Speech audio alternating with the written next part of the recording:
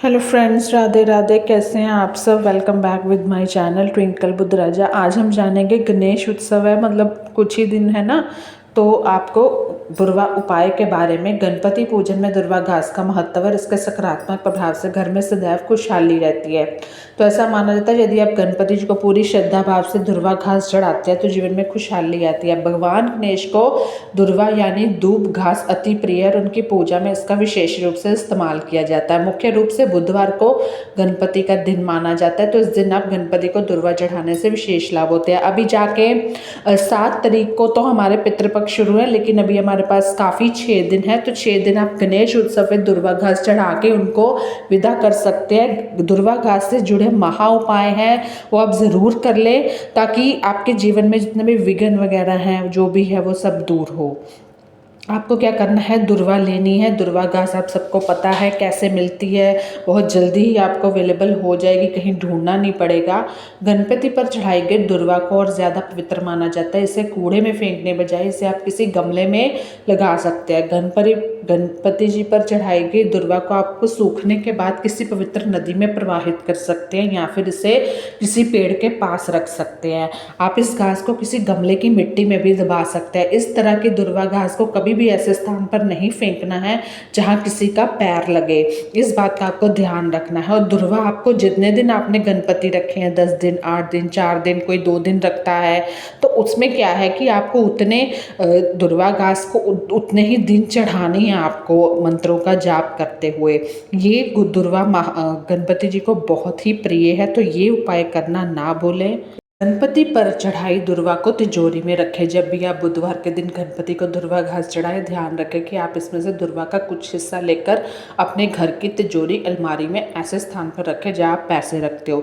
लेकिन 7 सितंबर से 21 सितंबर तक ये जो पितृपक्ष शुरू हो रहा है, इसमें आपको कोई भी उपाय ऐसा नहीं करना है। वो हम पितरों से रिलेटेड वीडियो लेके आऊँगी, लेकिन आपको उसमें इस तरह का उपाय नहीं, वो दूसरे उपाय आपको पितृपक्ष से जुड़े करने हैं।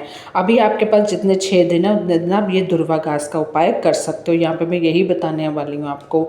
दूसरा उपाय है, अगर आपके ऊपर बार बार कर्जा बढ़ जाता है या कर्जा चढ़ा हुआ है तो उससे मुक्ति पाना कठिन होता है, तो आप गणपति पर चढ़ाई गई दुर्वा घर को गणपति के चरणों से उठाकर मस्तक पर लगाएं और इसे अपने पर्स में रखें। इस दुर्वा घास को आप किसी लाल कागज में लपेट कर रखें। इस उपाय से आपको धन लाभ होगा और आपको पैसा व्यर्थ के कामों में नष्ट नहीं होगा। दुर्वा घास का एक छोटा सा गुच्छा अपने पर्स में रखें। ऐसा माना जाता है कि दुर्वा धन और समृद्धि को आकर्षित करती है। जैसे कि आप इसे अपने साथ रखते हैं, अपने रास्ते में आने वाले वित्तीय अवसरों की प्राप्ति कर सकते हैं। सकारात्मक ऊर्जा के लिए ताजे फूलों के साथ दुर्वा घास मिलाएं और गणपति के विशेष मंत्र का जाप करते हुए भगवान गणेश जी को आपको अर्पित करनी है, ताकि घर में पॉजिटिविटी आए। वित्तीय वृद्धि और स्थिरता के लिए भगवान गणेश का आशीर्वाद लें और उनका आभार व्यक्त करें, और वित्तीय चुनौतियों पर काबू पाने में उनसे मार्गदर्शन लें। ये उपाय आपको कई समस्याओं से दूर रखेगा। घर की खुशहाली के लिए दुर्वा और घी का दीपक, अपनी दैनिक पूजा के दौरान आप घी का दीपक जलाएं और उनके चारों ओर गणपति पर चढ़ी हुई दुर्वा की पत्तियां रखें। दुर्वा और घी का संयोजन जो है सकारात्मक ऊर्जा को आकर्षित करने के लिए शुभ माना जाता है, खासकर धन और समृद्धि के मामले में। इसलिए आप घी के दिए में एक दुर्वा घास डालकर जलाएं। इस उपाय से आपके घर में सदैव खुशहाली बनी रहेगी। यदि आपको लंबे समय से काम में सफलता नहीं मिल रही, तो आप भगवान गणेश के माथे पर दुर्वा और कुमकुम से बना तिलक लगाएं। इस तिलक को अपने मस्तक पर लगाएं और इस उपाय से आपके बिगड़े काम भी बनने लगते हैं, खुशहाली बनी रहती है। इस तरह आप ये उपाय कर सकते हैं। यदि आप हमेशा दुर्वा घास चढ़ाने में असमर्थ हैं, नहीं आपसे मतलब चढ़ती नहीं, नीचे गिर जाती है, तो कोशिश करें आप गणपति पर चढ़ाई गई दुर्वा घास को दोबारा चढ़ाएं। कोशिश करें किस तरह भी चढ़ाएं, भगवान गणेश को उनके नाम या गणेश गायत्री मंत्र का जाप करते हुए दुर्वा अर्पित करें, फिर चढ़ेगी। दुर्वा को भगवान की मूर्ति के पास गोलाकार गति में रखें। धन, वित्तीय स्थिरता और समग्र समृद्धि के लिए अपनी इच्छा व्यक्त करें।